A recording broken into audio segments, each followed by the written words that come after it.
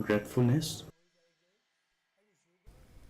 Director Katnat Kikam jengok kai perthai ke jela ubak Cyril V Dingdo ula Kyntu ya ki try jengki hotel ki guest house bat barok kitu ki bapinbiang ya ki Jaka ban pendrung kerteng ya ki nongwan kai syaka jela lingba ka Meghalaya tourism app khnang ban pentikna ya ka jingsngan bat ban yada ya ki nongwan jengok kai.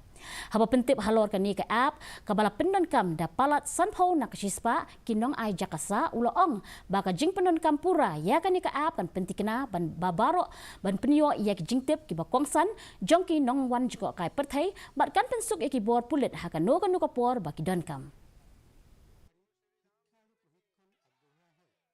Understand that any tourist who comes to Meghalaya, especially to places like Sorkar, they need to stay at least a night or two in the state, for which we have introduced more than a year ago, in fact, the Meghalaya Tourism app, which is an app wherein all hotels, homestays, guest houses are mandated to do the check-in process through this app.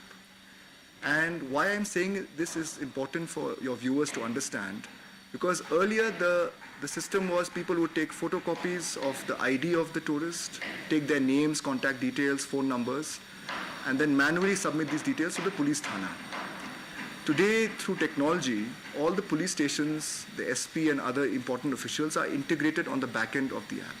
So once the check-in is done through the app, there is no need to have a physical form or a record. So in case there's someone gets lost or there's a criminal element who enters your hotel or homestay and the police need to track that person, easily on this database they're able to track that. And hence I think this is the right time to again re-emphasize.